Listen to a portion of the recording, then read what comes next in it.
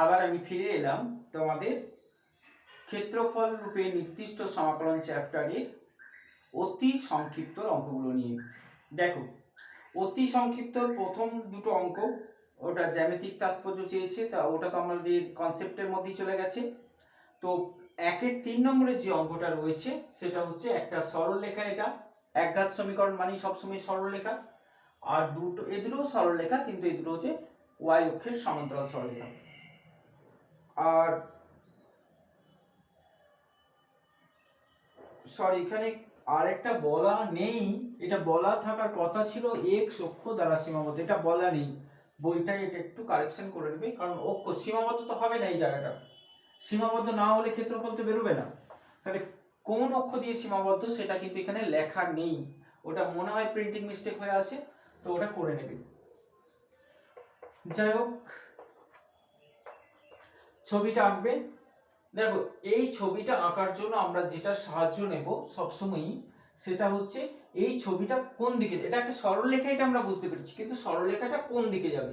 তো তার জন্য আমরা খুব সংক্ষেপে যেটা করব, x সমান একবার 0 বসিয়ে দেব, কারণ আমরা পয়েন্ট চাইছি। তাহলে x সমান যদি 0 হয় তাহলে y কত হবে, তাহলে x সমান 0 হলে y হচ্ছে 4, তার মানে 0 4 বিন্দু দিয়ে যাবে। তাহলে একটা পয়েন্ট আমরা পেয়ে গেলাম 0 4। আর একটা পয়েন্ট এইভাবে বের করে নেবে, y 0 হলে x কত হবে, x সমান হচ্ছে 8, তার মানে আর একটা পয়েন্ট পেয়ে গেলাম 8 0। তাহলে দুটো পয়েন্ট আমরা এইভাবে পেয়ে গেলাম, অথবা এটাকে ছেদিতাংশ আকারে প্রকাশ করে নিয়েও করতে পারো, একই কথা বললাম আমি দুবারই। তো 0 4 বিন্দু আর 8 0 বিন্দু, তাহলে এখানে আমরা যদি 8 0 কে পয়েন্ট করি, তাহলে 0 4টা একটু নিচে হবে 0 4, তাহলে এই সরলরেখাটা আমার যাচ্ছে এইরকম ভাবে, ঠিক আছে। তাহলে এইভাবে আমরা সরলরেখার ছবিগুলো আঁকবো। x সমান 2 জানি, এটা y অক্ষের সমান্তরাল সরলরেখা, x সমান 2 আর x সমান 8। তো x সমান 8, এটা কিন্তু লক্ষ্য করতে হবে, x সমান 8 কিন্তু এখানে টেনে দিলে হবে না, কারণ এটা 8 0 বিন্দু আছে, তার মানে x সমান 8টা কিন্তু আমাদের এই বিন্দুটার উপর দিয়েই যাবে, এটা কিন্তু আমাদের খেয়াল রাখতেই হবে, নাহলে কিন্তু পুরোটাই গোলমাল হয়ে যাবে। তাহলে এটা হচ্ছে x সমান 2, এটা হচ্ছে x সমান 8।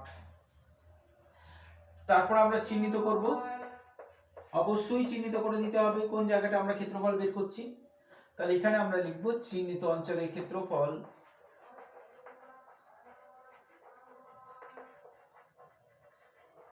চিহ্নিত অঞ্চলের ক্ষেত্রফল, লিমিটটা দেখো 2 থেকে 8।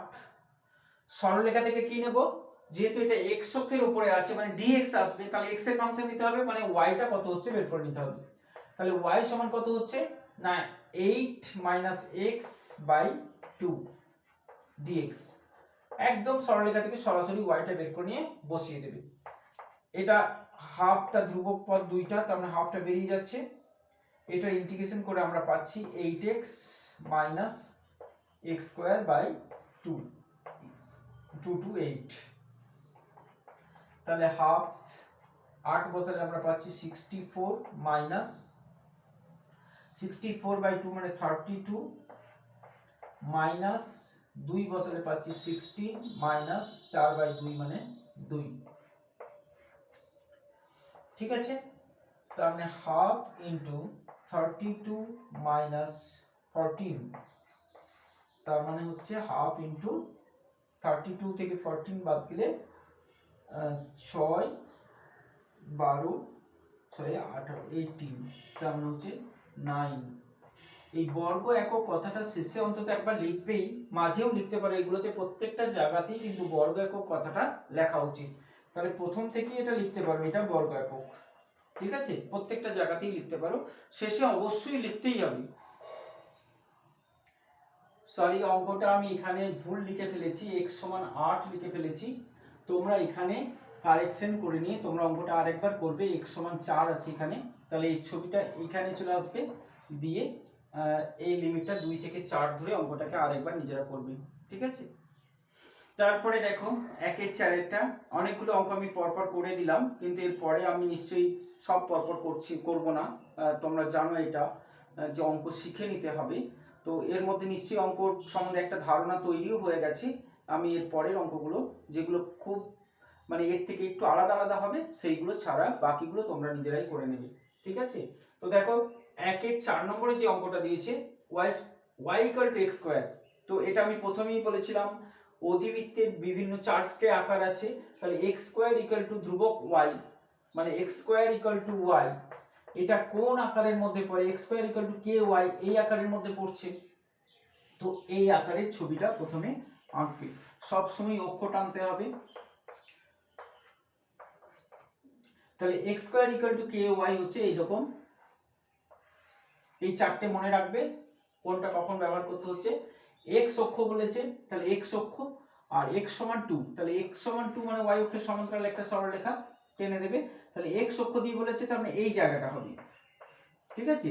তাহলে এই জায়গাটার ক্ষেত্রফল আমাদের বের করতে হবে। তাহলে এখানে আমরা লিখব চিহ্নিত অঞ্চলের ক্ষেত্রফল।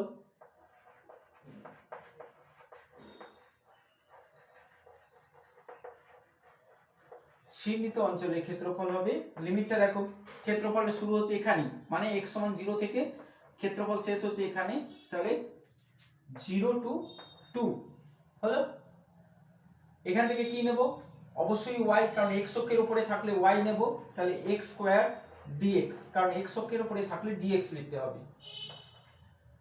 তো এরপর কত হবে আমার আর বলে দেওয়ার কিছু নেই, বুঝে গেছো নিশ্চয়ই, ঠিক আছে। তারপরে 2 3 4 5 এই অঙ্কগুলো সব একই রকমের আছে। তোমাদের এতক্ষণে নিশ্চয়ই কনসেপ্টটা ক্লিয়ার হয়ে গেছে এবং কিভাবে করতে হবে বুঝতে পেরে গেছো। সেই জন্য তোমরা এগুলো নিজেরাই করবে, অঙ্কটা শুরু করে দেবে, ছবিটা আঁকবে, তাহলেই দেখবে নিজেই করতে পারছো। তো এখন দেখো এদের মধ্যে 8 নম্বরে যে অঙ্কটা রয়েছে একটু অন্য রকমের, তো এই ধরনের অঙ্কই আমাদের বেশি দরকার করার। তো 8-এর অঙ্কটা একবার দেখে নাও, খুব মনোযোগ দিয়ে দেখবে, কারণ এরপরে কিন্তু অনেক অঙ্কই আমাদের এইরকম ভাবেই করতে হবে। দেখো 8-এর আমাদের কি বলেছে, শুধু পি কিউ আর 3টে বিন্দু বলে দিয়েছে, দিয়ে বলেছে যে ত্রিভুজটা গঠন হবে সেই ত্রিভুজের ক্ষেত্রফল নির্ণয় করো। তাহলে আমরা প্রথমে ছবি এঁকে দেখি বিন্দুগুলো কোথায় পড়ছে। এখানে বিন্দুগুলোকে মোটামুটি একটা নির্দিষ্ট অবস্থানেই বসাতে হবে।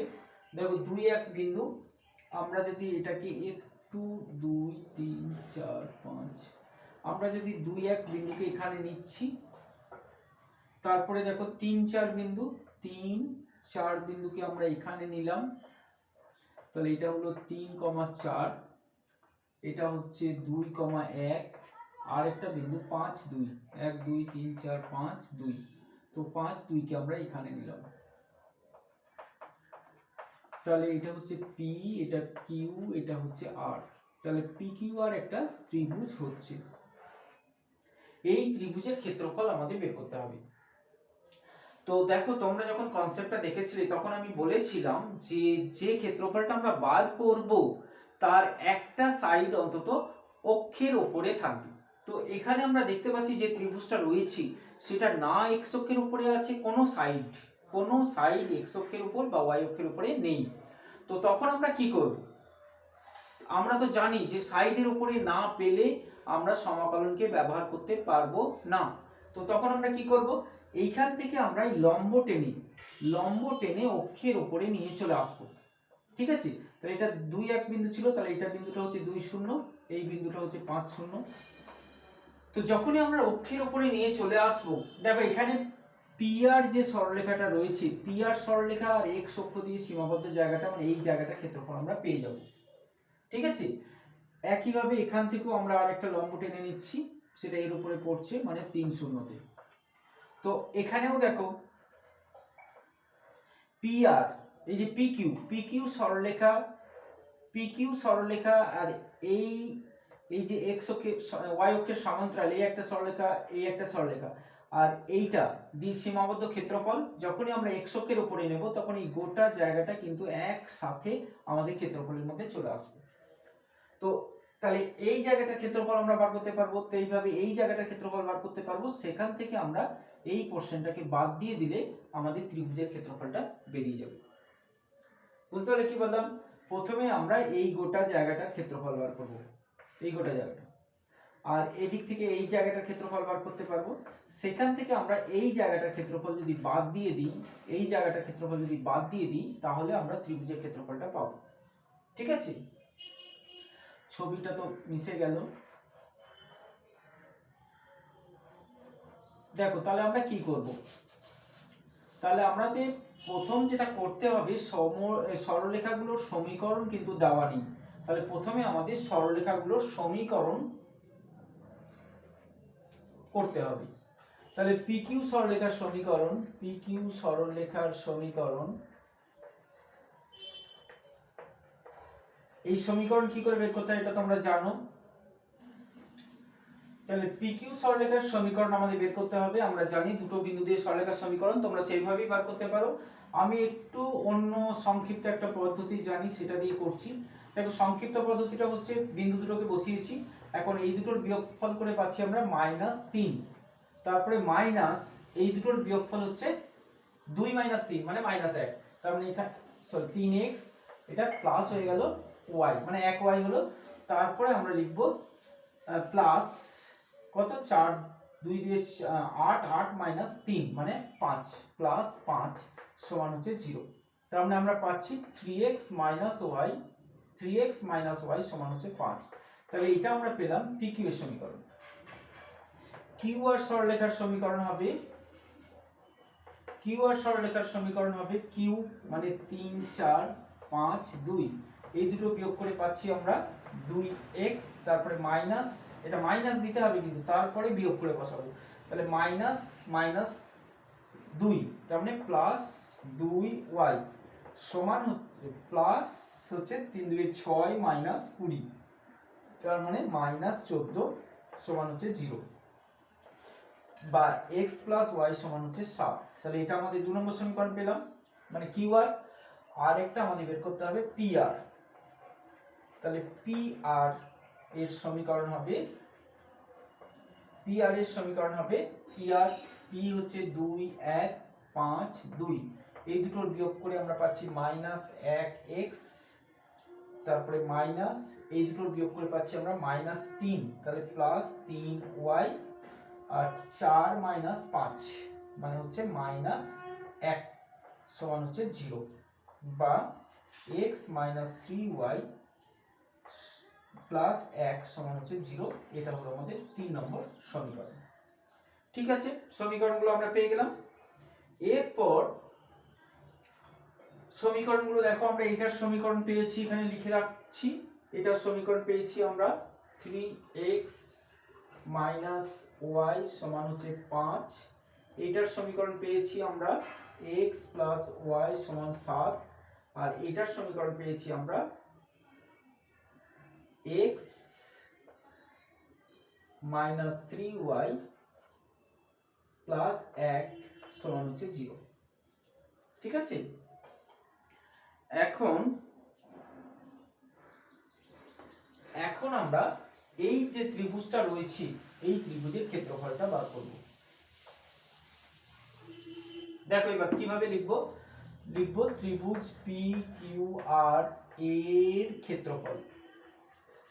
তো সরাসরি এখানে তো ক্ষেত্রফলটা পাবো না বললাম, তো তার জন্য আমরা কি নেব, প্রথমে এই যে PQ, এই 3 0 আর 0 2 এই গোটা পঞ্চভুজটার ক্ষেত্রফল আমরা বের করে নিতে পারবো, কারণ আমরা যে সরলরেখাই নিই না কেন সেই সরলরেখা থেকে x অক্ষ পর্যন্ত যে ক্ষেত্রফলটা হবে সেই পুরো ক্ষেত্রফলটা আমাদের এখানে চলে আসবে সবসময়।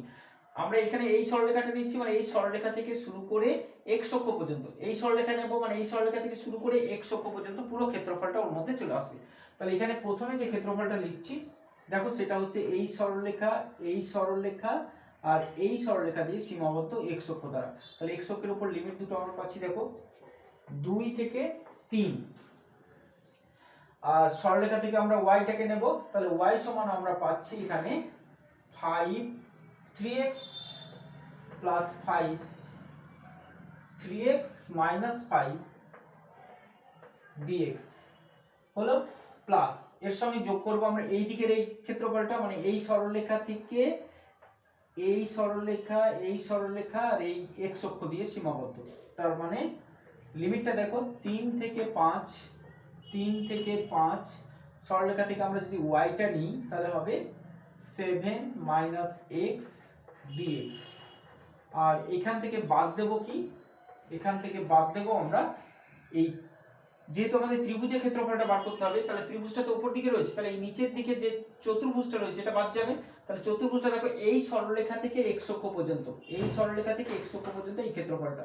তাহলে এখানেও দেখো লিমিটটা 2 থেকে 5, 2 থেকে 5, আর এই সরলরেখা থেকে আমরা y টা নেব, তাহলে y এর মান হচ্ছে x plus 1/3 dx। ঠিক আছে, তাহলে এই যে ক্ষেত্রফলটা আমরা পাবো এটাই হবে ত্রিভুজের ক্ষেত্রফল। এটা নিশ্চয়ই নিজে শেষ করতে পারবে। ঠিক আছে, তাহলে এটা ক্ষেত্রফল। তারপরে দেখো 9এরটা, তো 9এর একটা ইকুয়েশন দিয়েছে এখানে, এটা একটা বক্রের সমীকরণ। তো এই বক্রটা কোন দিকে যাবে, এই বক্রটা কোন দিকে যাবে সেটা আমাদের, যেহেতু এটা অধিবৃত্ত উপবৃত্ত বা পরাবৃত্ত নয়, এটা আলাদা একটা বক্র, এই ধরনের কিছু ছবি আমরা মনে রাখতে পারি অথবা এগুলোকে বিন্দু বসিয়েও আমরা দেখতে পারি।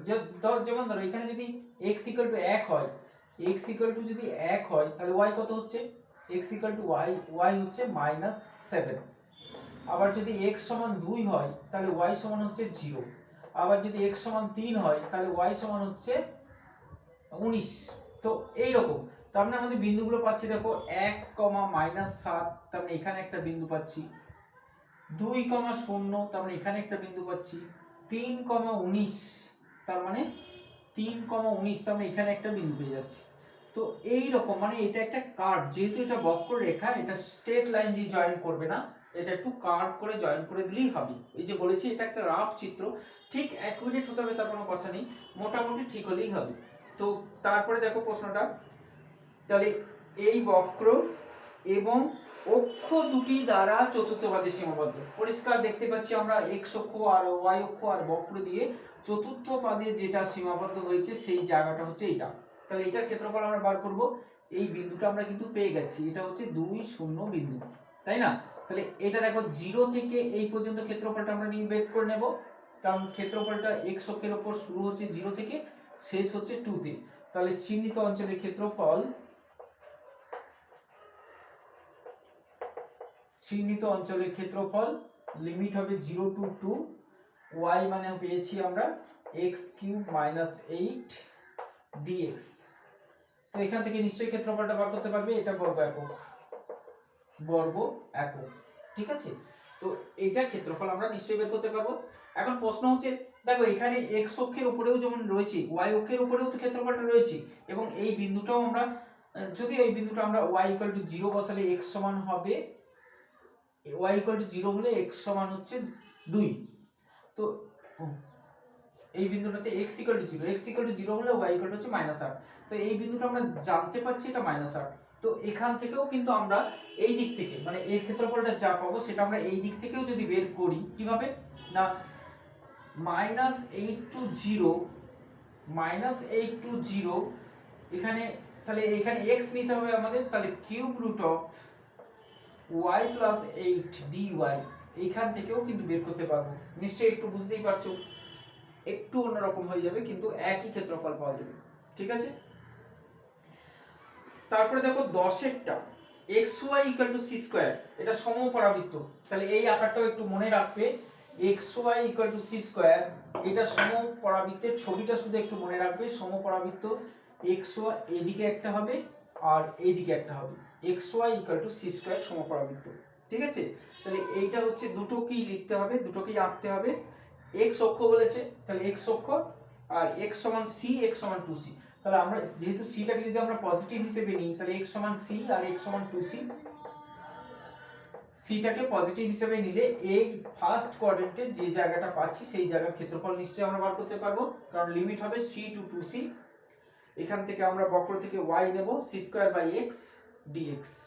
ঠিক আছে, তাহলে আজকে এই পর্যন্তই রইলো, আমরা পরের দিন সংক্ষিপ্ত উত্তরধর্মীগুলো পরের ভিডিওতে দেখে নেব। ঠিক আছে।